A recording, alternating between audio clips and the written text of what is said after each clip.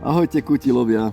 Ďalšiu múdrosť, ktorú som sa dozvedel u kutilov je, že na dnešný prúser si zarábate včera alebo predvčerom. Darmo je včera predvčerom, nevrátite prúser, prežijete. Zajtra bude ďalší, krajší deň. Kto zaváha, nemá.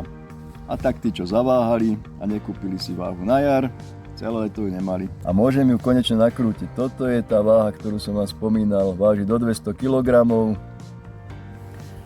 Keď si pozriete presnosť, do 100 kg je 0,1 kg, do 200 kg 0,3 kg. Boha to postačuje podľa mňa. Idú tam dve baterky. Keď si na to pozriete, tu boli dve baterky, tu teraz sú vnútri. Ako stará detková váha. Dáme dolu hák. Ten hák je vzadu takto zapichnutý, aby sa to zmestilo do krabice. Ja som už dal teraz dole. Takto to vyzerá. Buď si tam dáme plošinu, na ktorej vážime nejaké veľké vrecia, záhradkári, chovatelia alebo sviňu. No, pokiaľ má menej ako 200 kg, takto sa to zapína.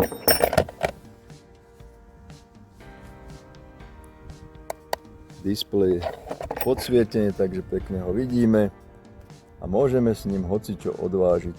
Ja sa teraz neodvážim nič odvážiť. Skúšal som si vážiť nohu, ale kým som to zaprel na hák, tak dosť to bolelo.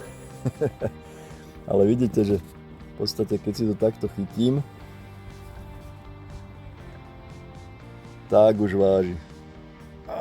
Veľa sily nemám, 6 kg. A keď to chcete v newtonoch, tak tu je mod napríklad.